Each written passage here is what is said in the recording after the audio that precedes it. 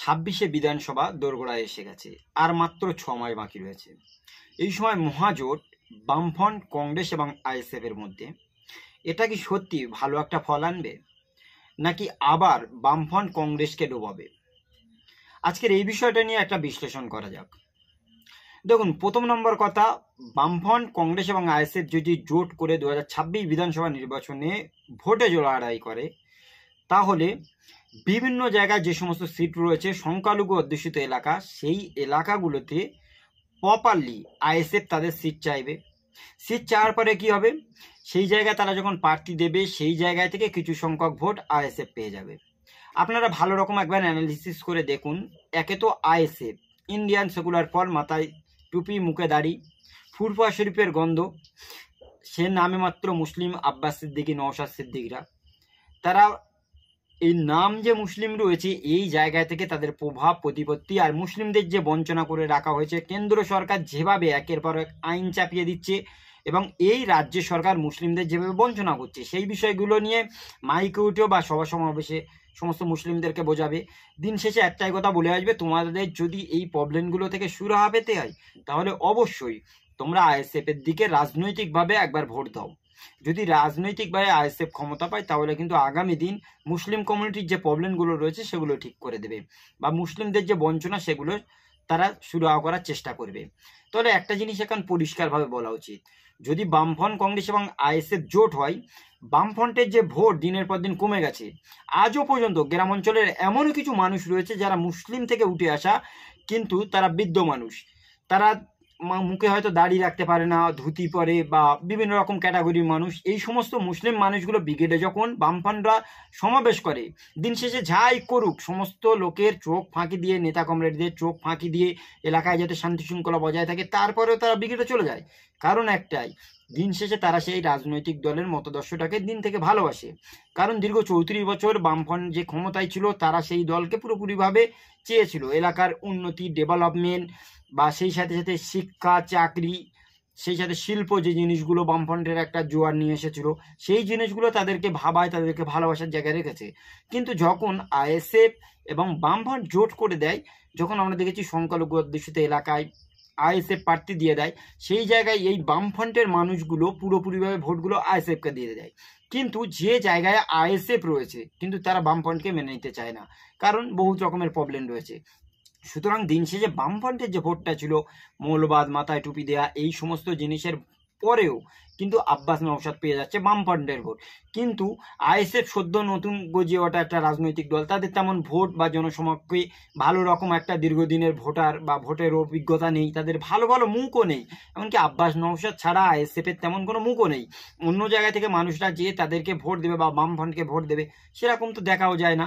আজকের বামফ্রন্ট আইএসএফ যদি জোটও করে, কংগ্রেসের সঙ্গেও যদি নেয়, তাহলে একটা জিনিস পরিষ্কার হয়ে যায়, বামফ্রন্ট এবং কংগ্রেসের মানুষরা তাদের মতাদর্শ, তাদের দীর্ঘদিনের একটা ভোটে লড়াই করার যে চিন্তা চেতনা, মানসিকতা, সেই জায়গায় তারা তৃণমূল কংগ্রেস এবং বিজেপিকে পুরোপুরিভাবে প্রত্যাখ্যান করে, তাদেরকে ভোট দিতে চায় না।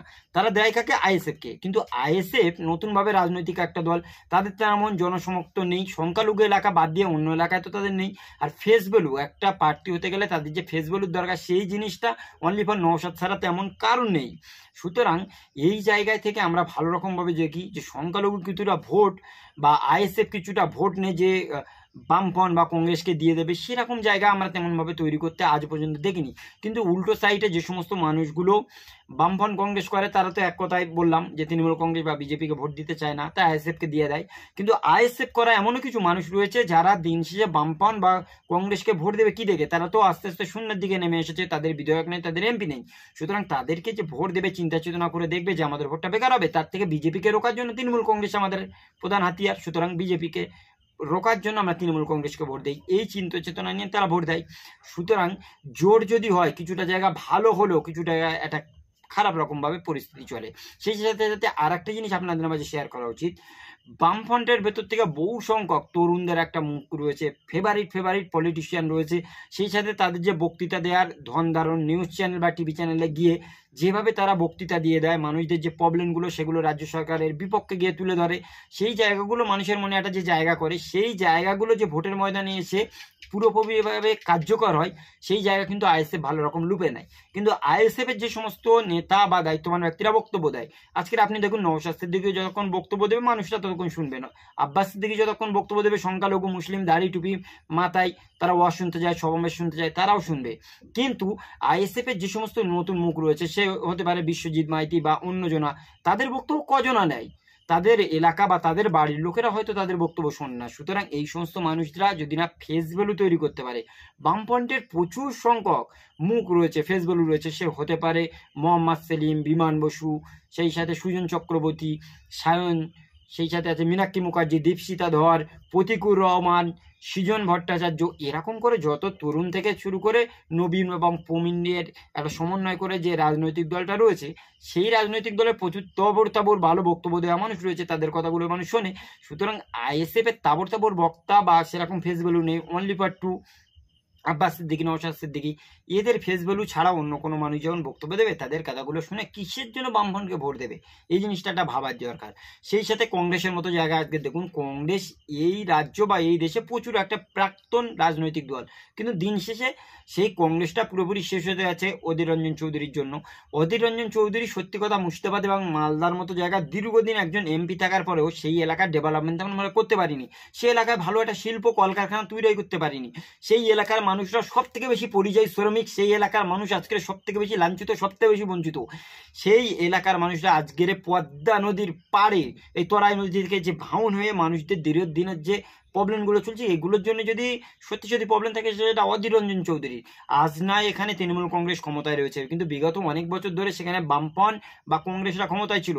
এমনকি সেই জায়গার ভালো একজন এমপি হিসেবে অধীর রঞ্জন চৌধুরী ছিল, সেই এলাকার প্রবলেমটা যদি সলভ করার চেষ্টা রাখতো, যে সংখ্যালঘু অধ্যুষিত 70% বেশি মুসলমান এখানে বাস করে, তাদের ভোটটা আমাদের কার্যকর, অধীর রঞ্জন চৌধুরী যদি মনে করতো যারা ভিন দেশে কিসের জন্য কাজে যাবে, তাদের জন্য আমরা কর্মক্ষেত্র তৈরি করে দেবো, কলকারখানা তৈরি করবো মুর্শিদাবাদ মালদার ভিতরে, তাহলে আজকের সেই জায়গা অধীর রঞ্জন চৌধুরীর যে কংগ্রেসের গড়, সেটা কিন্তু ভাঙন ধরতো না। আজকের যে জায়গাগুলো বামফ্রন্ট কংগ্রেস চলে গেছে, অধিকাংশ জায়গা চলে যাওয়ার পিছনে পুরো দায়ভার যদি একবার অ্যানালিসিস করা যায়, দেখা যাবে যে সমস্ত নেতা এবং মাতারা ছিল, এই সমস্ত নেতা মাতা বা এমএলএ এমপিরাই। আজকের আপনি দেখুন, অধীর রঞ্জন চৌধুরীর এই জায়গাটা কংগ্রেসের গড় ছিল, দীর্ঘদিন ক্ষমতায় ছিল, বামফ্রন্ট যখন ক্ষমতায় ছিল তারপরেও আমরা দেখেছি অধীর রঞ্জন চৌধুরী সেখান থেকে এমপি হয়েছে। তাহলে কিসের জন্য এলাকার মানুষদের ডেভেলপমেন্ট করতে পারিনি?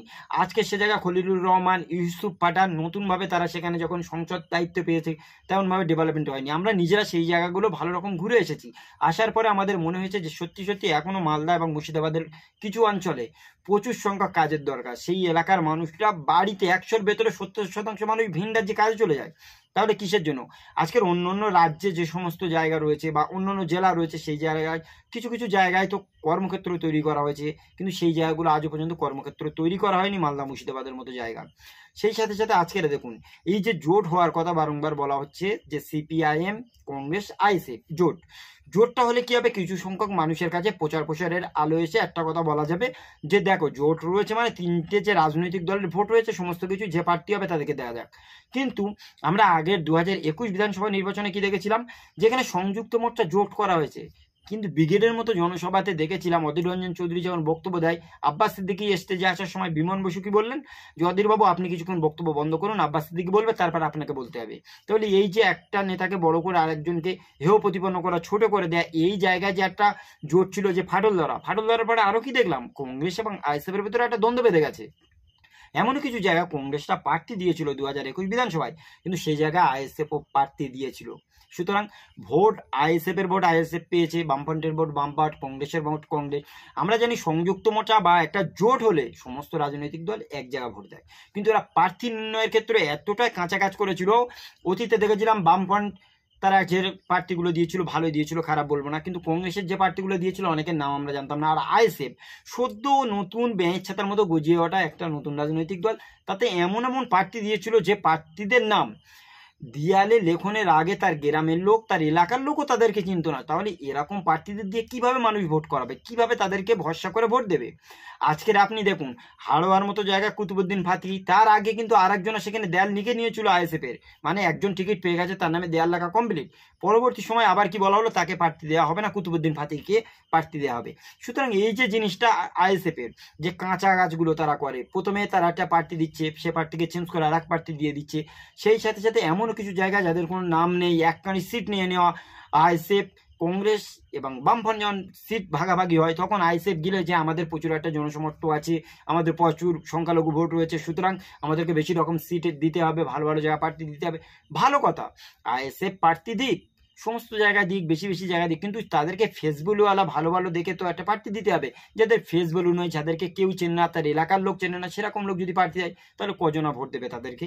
আজকের আপনি দেখুন 2021 বিধানসভা নির্বাচনে আইএসএফ যে প্রার্থীগুলো দিয়েছিল অনলি বা তার ভেতরে যার সব থেকে বেশি ফেস ভ্যালু ছিল নওশাদ সিদ্দিকী, সে তো প্রতিদ্বন্দ্বিতা করেছে এবং সেখান থেকে জিতেও গেছে, কিন্তু অন্য অন্য যে সমস্ত প্রার্থী দিয়েছিল ভোটের আগে ছাড়া তাদেরকে কেউ চিনত না, সেই জন্য কেউ তাদেরকে ভোটও দেয়নি। কিন্তু উল্টো সাইডে এমনও কিছু এই এলাকার ভিতরে ভালো ভালো কিছু কিছু জায়গা ছিল যে সিটগুলোতে বামফ্রন্ট বা কংগ্রেসের হেভিওয়েট প্রার্থী তারা যদি দাঁড়াতো, তাদের কিছুটা ভোট বাড়তো, তাদের কিছুটা জায়গায় ফলাফল ভালো হতো। আপনি দেখুন অশোকনগরের মতো জায়গা আইএসএফ এর একটা দাবদাবানি, কিন্তু এই অশোকনগরের জায়গায় বামফ্রন্ট যদি মোহাম্মদ সেলিমকে দাঁড় করাতো তাহলে সেই জায়গায় ভালো রকম সিপিএম এর একটা ফল আসতো। আজকে দক্ষিণ 24 পরগনা যে সিটটা রয়েছে ক্যানিং পূর্বে আমরা দেখেছিলাম কি শাহাবুদ্দিন সিরাজি আইএসএফ তে প্রার্থী। কে শাহাবুদ্দিন সিরাজি? আমরা তাদেরকে চিন্তামো না, জানতামও না। শাহাবুদ্দিন সিরাজিকে যখন প্রার্থী করা হলো সেখানে শওকাত মোল্লা বিপুল ভোটে একটা জয়লাভ করে গেল, কিন্তু ক্যানিং পূর্ব এবং ভাঙড়ে এই দুটো তো একটা হট সিট, সংখ্যালঘু অধ্যুষিত এলাকায় এই জায়গায় ফুরফুরা শরীফের মানুষের একটা ভালো রকম প্রভাব আছে, কিন্তু সেই প্রভাবটা কার্যকরী করতে গেলে তো একটা ভালো হেভিওয়েট প্রার্থীর দরকার, সেই জায়গায় প্রার্থীও নেই। সুতরাং এই প্রার্থীটা যদি চেঞ্জ করে মীনাক্ষী মুখার্জির মতো একজনকে যদি এখানে দিত তাহলে হয়তো আমরা দেখতে পেতাম অন্যরকম একটা ফল। কেউ শতরূপ করে যদি দিত, শতরূপ ঘোষ এখান থেকে লড়বে, তাহলে কিন্তু একটা অন্যরকম ফলাফল দেখতে পাওয়া যেত। সেই সাথে সাথে আপনি দেখুন এর সাথে ক্যানিং পশ্চিম থেকে শুরু করে নিয়ে সেই সাথে মগরাহাট, মথুরাপুর, এই যে সমস্ত জায়গাগুলো আইএসএফ দক্ষিণ 24 পরগনার সিটগুলো নিয়েছে, অধিকাংশ জায়গাতে only for Naushad Siddiqui win হয়েছে। আদার সমস্ত জায়গায় তারা কিন্তু ভোট তেমন হারে পেলেও কোনো জায়গায় জিততে পারেনি, কারণ তাদের যে প্রার্থী এমন এমন প্রার্থী দিয়েছে যে প্রার্থী তাদের এলাকার লোক বা ওই যে বললাম কেউ চেনে না, তাহলে সেই মানুষদের কিভাবে প্রার্থী দেবে? সুতরাং বামফ্রন্ট আইএসএফ যদি জোটও হয়, জোট মানে সেইটাই যে কতটা মার্জিন হিসাবে আমরা জিততে পারি। দিন শেষে এই নয় যে আমার দলের কতটা ভোট পেয়েছি, আমার দল কতটা ভোট পেয়েছে, মার্জিন কতটা আছে, এটা কোনো ম্যাটার করে না। ম্যাটার সেটাই করে যে আমার দল জিতেছে কিনা। আমরা যে সংযুক্ত মোর্চা আছি, আমাদের এমএলএ এমপিরা পুরোপুরিভাবে জয়লাভ করেছে, তাহলে সেরকমভাবে প্রার্থী বাছাই করতে হয়, সেইভাবে প্রার্থী দেওয়ার জায়গা ঠিক করতে হয়। এই নয় অনেক যা হেভিওয়েট দুটো প্রার্থী রয়েছে, বামফ্রন্ট থেকে আর একটা হেভিওয়েট প্রার্থী সেখানে দিয়ে দিল। আপনি দেখুন সিঙ্গুর বা নন্দীগ্রাম এই জায়গার যে আন্দোলনটা, তারপরে আমরা কি দেখলাম, মুখ্যমন্ত্রী মমতা বন্দ্যোপাধ্যায় যে জায়গা থেকে ভোটে দাঁড়ালো নন্দীগ্রাম থেকে, সেই জায়গাতে আমরা কি দেখেছিলাম, মুখ্যমন্ত্রী মমতা বন্দ্যোপাধ্যায়, উল্টো দিকে শুভেন্দু অধিকারী, সেখানে মীনাক্ষী মুখার্জিকে কিসের জন্য দেওয়া হবে? আজকে সেখানে শুভেন্দু অধিকারীর একটা রমরমা, তার বাড়ির ধারে সে সারাক্ষণ সেখানে বিজেপি বা হিন্দুদের নিয়ে একটা ভালো রকম প্রভাব রয়েছে, সে জায়গায় মুখ্যমন্ত্রী মমতা বন্দ্যোপাধ্যায় হেভিওয়েট প্রার্থী হিসেবে সেখানে চলে গেছে। দুজনের একটা কন্টেস্ট চলবে, মাঝখান থেকে বামফ্রন্ট মনে করেছে আমাদের একটা ভালো প্রার্থী দিতে হবে, পুরো একদম ভালো প্রার্থী মীনাক্ষী মুখার্জি, তাকে সেখানে দিয়ে দিল। মাঝখান থেকে কি হলো, বামফ্রন্ট খুব কম সংখ্যক ভোট পেয়েছে, কিন্তু মীনাক্ষী মুখার্জিকে যে জায়গাটায় একটা নর্মাল প্রার্থী রয়েছে তৃণমূল কংগ্রেসের বা অন্য দলের, সেই জায়গাটা যদি প্রার্থী করতো তাহলে কিন্তু তার মুখের দিকে চেয়ে প্রচুর মানুষ একটা ভোট দিত। সুতরাং বামফ্রন্ট আইএসএফ বা কংগ্রেস যে প্রার্থী বাছাই করে, আইএসএফ সিট বেশিটা না দিয়ে সব থেকে যদি আইএসএফ এর কম সংখ্যক সিট দিয়ে আইএসএফ ভালো কিছু মুখ তৈরি করতে, যাদেরকে দেখে আগামী সময় ভোটে জয়লাভ করা যাবে, যাদেরকে দেখে মানুষ ভোট দেবে, সেরকম প্রার্থী যদি নির্ণয় করতে পারে তাহলে আরো মনে ভালো হবে। এমনকি আইএসএফ এর যে সিটগুলো আগামী দিন সিপিআইএম ছেড়ে দিয়েছিল বা বামফ্রন্ট ছেড়েছিল, সেই জায়গাতে যদি বামফ্রন্টের হেভিওয়েট প্রার্থী কিছু কিছু থাকতো দক্ষিণ 24 পরগনার মতো জায়গায়, আজকের এই 2021 বা 2026 বিধানসভা নির্বাচনে ফলাফল কিন্তু অন্যরকম হবে। সুতরাং এই সম্পর্কে বামফ্রন্ট, কংগ্রেস বা আইএসএফ এর মানুষরা কি মনে করেন অবশ্যই কমেন্টে জানাবেন। আজকের এই ভিডিওটি এই পর্যন্ত, দেখা হবে অন্য কোনো দিন অন্য কোনো টপিকে। সকলে ভালো থাকুন, সুস্থ থাকুন, থ্যাংক ইউ।